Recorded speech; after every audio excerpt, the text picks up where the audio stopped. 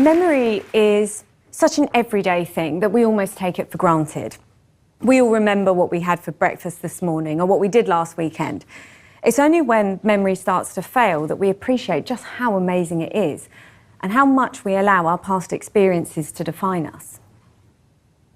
But memory is not always a good thing. As the American poet and clergyman John Lancaster Spalding once said, "As memory may be a paradise from which we cannot be driven, it may also be a hell from which we cannot escape." Many of us experience chapters of our lives that we would prefer to never have happened. It's estimated that nearly 90% of us will experience some sort of traumatic event during our lifetimes. Many of us will suffer acutely following these events and then recover, maybe even become better people because of those experiences. But some events are so extreme that many, up to half of those who survive sexual violence, for example, will go on to develop post-traumatic stress disorder, or PTSD. PTSD is a debilitating mental health condition characterised by symptoms such as intense fear and anxiety and flashbacks of the traumatic event. These symptoms have a huge impact on a person's quality of life and are often triggered by particular situations or cues in that person's environment. The responses to those cues may have been adaptive when they were first learned, fear and diving for cover in a war zone, for example. But in PTSD, they continue to control behaviour when it's no longer appropriate. If a combat veteran returns home and is diving for cover when he or she hears a car backfiring, or can't leave their own home because of intense anxiety, then the responses to those cues, those memories, have become what we would refer to as maladaptive. In this way, we can think of PTSD as being a disorder of maladaptive memory. Now, I should stop myself here because I'm talking about memory as if it's a single thing. It isn't. There are many different types of memory, and these depend upon different circuits and regions within the brain. As you can see, there are two major distinctions in our types of memory. There are those memories that we're consciously aware of, where we know, and that we can pass on in words. This would include memories for facts and events. Because we can declare these memories, we refer to these as declarative memories. The other type of memory is non-declarative. These are memories where we often don't have conscious access to the content of those memories and that we can't pass on in words. The classic example of a non-declarative memory is the motor skill for riding a bike. Now, this being Cambridge, the odds are that you can ride a bike. You know what you're doing on two wheels. But if I asked you to write me a list of instructions that would teach me how to ride a bike, as my 4-year-old son did when we bought him a bike for his last birthday, you would really struggle to do that. How should you sit on the bike so you're balanced? How fast do you need to pedal so you're stable? If a gust of wind comes at you, which muscles should you tense and by how much so that you don't get blown off? I'll be staggered if you can give me the answers to those questions. But if you can ride a bike, you do have the answers. You're just not consciously aware of them. Getting back to PTSD, another type of non-declarative memory is emotional memory.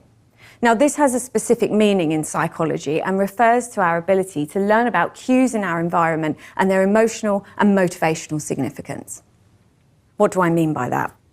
Well, think of a cue like the smell of baking bread, or a more abstract cue like a £20 note. Because these cues have been paired with good things in the past, we like them and will approach them. Other cues, like the buzzing of a wasp, elicit very negative emotions and some quite dramatic avoidance behaviour in some people. Now, I hate wasps. I can tell you that fact, but what I can't give you are the non-declarative emotional memories for how I react when there's a wasp nearby. I can't give you the racing heart, the sweaty palms, that sense of rising panic.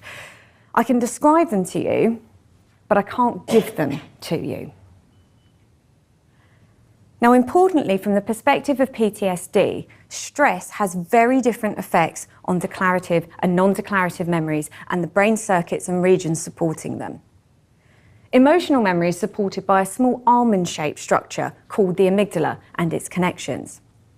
Declarative memory, especially the what, where and when of event memory, is supported by a seahorse-shaped region of the brain called the hippocampus.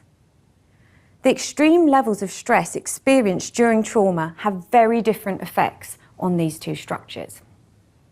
As you can see, as you increase a person's level of stress from not stressful to slightly stressful, the hippocampus, acting to support the event memory, increases in its activity and works better to support the storage of that declarative memory. But as you increase to moderately stressful, intensely stressful, and then extremely stressful, as would be found in trauma, the hippocampus effectively shuts down. This means that under the high levels of stress hormones that are experienced during trauma, we are not storing the details, the specific details of what, where, and when. Now, while stress is doing that to the hippocampus, look at what it does to the amygdala, that structure important for the emotional non-declarative memory. Its activity gets stronger and stronger. So what this leaves us with in PTSD is an overly strong emotional, in this case fear memory, that is not tied to a specific time or place because the hippocampus is not storing what, where and when. In this way, these cues can control behaviour when it's no longer appropriate, and that's how they become maladaptive. So if we know that PTSD is due to maladaptive memories, can we use that knowledge to improve treatment outcomes for patients with PTSD? A radical new approach being developed to treat post-traumatic stress disorder aims to destroy those maladaptive emotional memories that underlie the disorder. This approach has only been considered a possibility because of the profound changes in our understanding of memory in recent years. Traditionally, it was thought that making a memory was like writing in a notebook in pen. Once the ink had dried, you couldn't change the information. It was thought that all those structural changes that happen in the brain to support the storage of memory were finished within about 6 hours, and after that, they were permanent. This is known as the Consolidation View. However, more recent research suggests that making a memory is actually more like writing in a word processor. We initially make the memory and then we save it or store it. But under the right conditions, we can edit that memory. This reconsolidation view suggests that those structural changes that happen in the brain to support memory can be undone, even for old memories. Now, this editing process isn't happening all the time. It only happens under very specific conditions of memory retrieval. So let's consider memory retrieval as being recalling the memory or like opening the file. Quite often we are simply retrieving the memory. We're opening the file as read-only. But under the right conditions, we can open that file in edit mode, and then we can change the information. In theory, we could delete the content of that file, and when we press save, that is how the file, the memory, persists. Not only does this reconsolidation view allow us to account for some of the quirks of memory, like how we all sometimes misremember the past, it also gives us a way to destroy those maladaptive fear memories that underlie PTSD.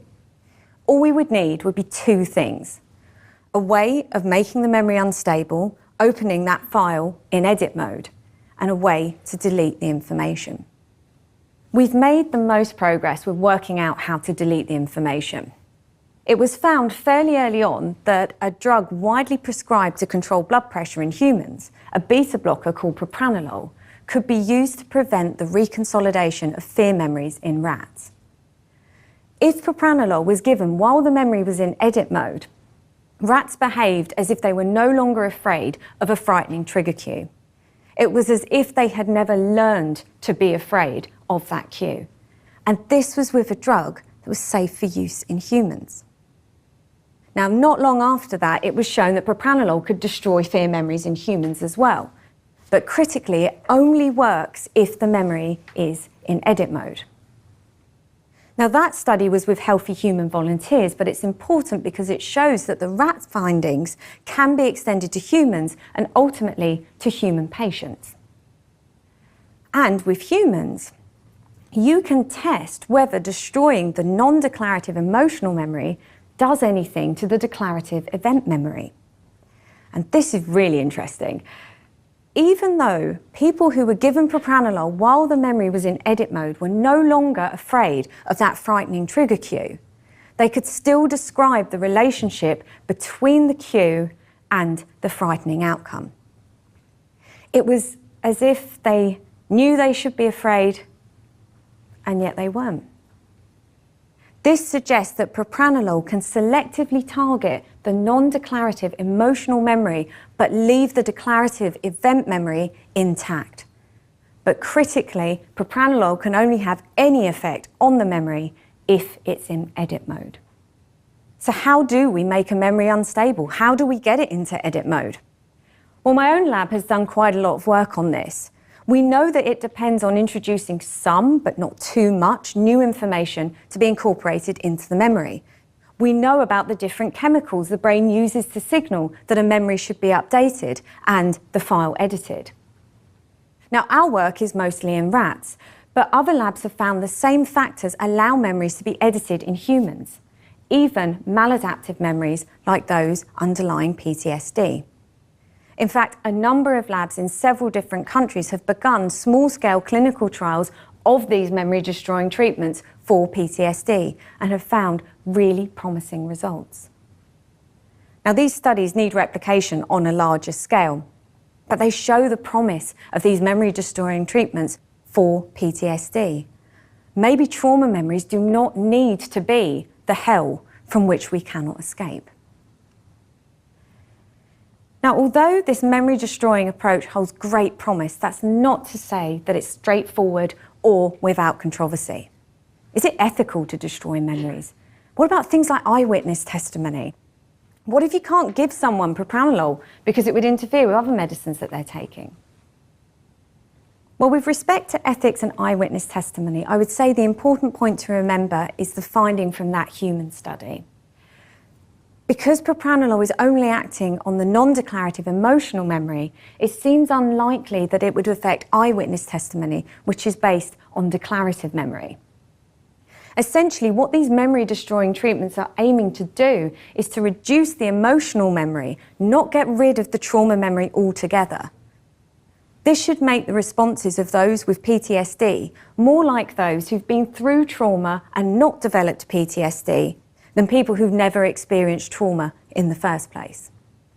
I think that most people would find that more ethically acceptable than a treatment that aimed to create some sort of spotless mind. What about propranolol? You can't give propranolol to everyone, and not everyone wants to take drugs to treat mental health conditions. Well, here, Tetris could be useful. Yes, Tetris. Working with clinical collaborators, we've been looking at whether behavioural interventions can also interfere with the reconsolidation of memories. Now, how would that work? Well, we know that it's basically impossible to do two tasks at the same time if they both depend on the same brain region for processing. Think trying to sing along to the radio while you're trying to compose an email. The processing for one interferes with the other. Well, it's the same when you retrieve a memory, especially in edit mode. If we take a highly visual symptom like flashbacks in PTSD and get people to recall the memory in edit mode, and then get them to do a highly engaging visual task like playing Tetris, it should be possible to introduce so much interfering information into that memory that it essentially becomes meaningless. That's the theory, and it's supported by data from healthy human volunteers. Now, our volunteers watched highly unpleasant films, so think eye surgery, road traffic safety adverts, Scorsese's The Big Shave. These trauma films produced something like flashbacks in healthy volunteers for about a week after viewing them. We found that getting people to recall those memories, the worst moments of those unpleasant films, and playing Tetris at the same time massively reduced the frequency of the flashbacks. And again, the memory had to be in edit mode for that to work. Now, my collaborators have since taken this to clinical populations. They've tested this in survivors of road traffic accidents and mothers who've had emergency caesarean sections, both types of trauma that frequently lead to PTSD. And they found really promising reductions in symptoms in both of those clinical cases. So although there is still much to learn and procedures to optimise, these memory-destroying treatments hold great promise for the treatment of mental health disorders like PTSD. Maybe trauma memories do not need to be a hell from which we cannot escape. I believe that this approach should allow those who want to turn the page on chapters of their lives that they would prefer to never have experienced, and so improve our mental health. Thank you.